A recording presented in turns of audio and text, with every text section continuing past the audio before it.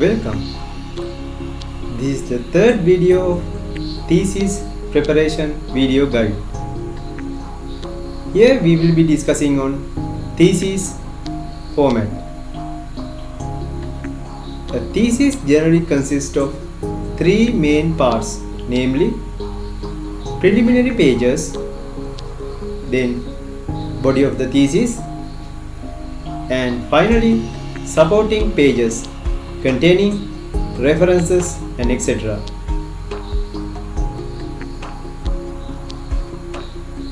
Preliminary part includes title page, dedication, abstracts, acknowledgements, approval sheets, declaration, table of contents, and the lists of tables, figures, and abbreviations.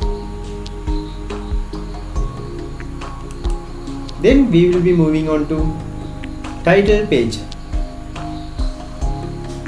This should include following information: full title of the thesis, full name of the author, degree for which the thesis is submitted,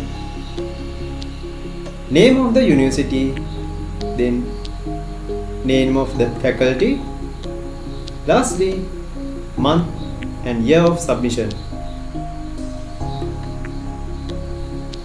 Title should describe the content of the thesis accurately and concisely.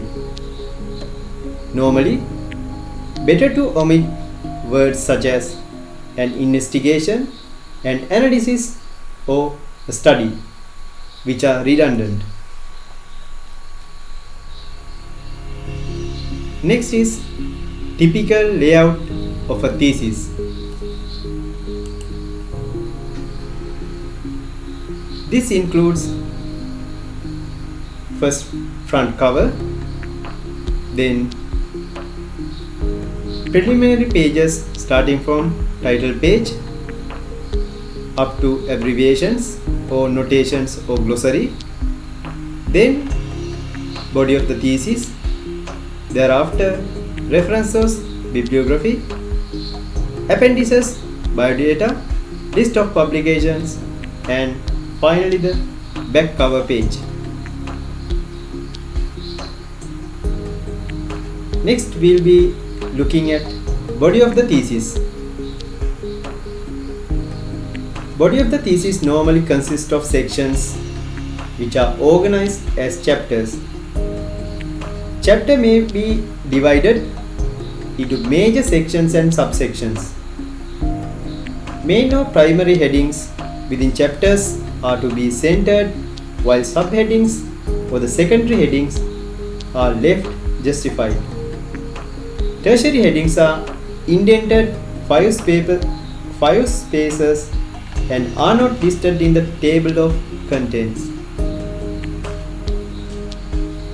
Main sections and subsections of a chapter may be identified by number, where the former are regarded as being the first level. For an example, section 2.1 means main section in chapter 2.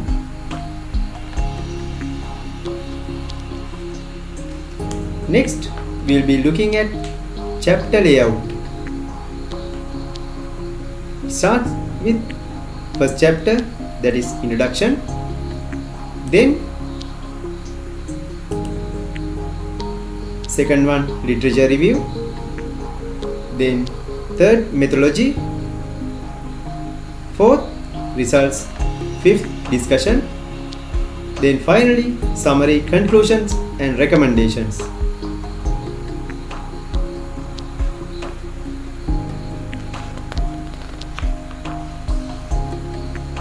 Then we will be moving into tables and figures. These should be numbered consecutively or according to the chapter throughout the thesis, and should be mentioned number, title and caption and those are typed single spaced and placed above the items.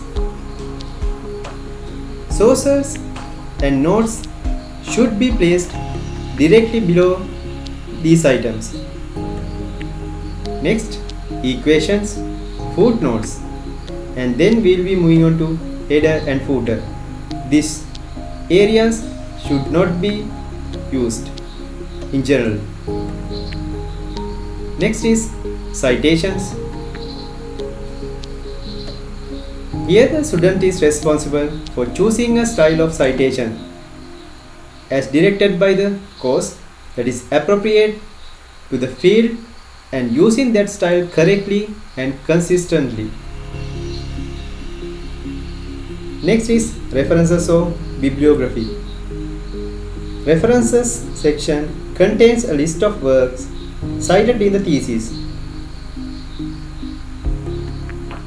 Here the student should check for the latest APA, known as American Psychological Association's reference format, since it is continually updated.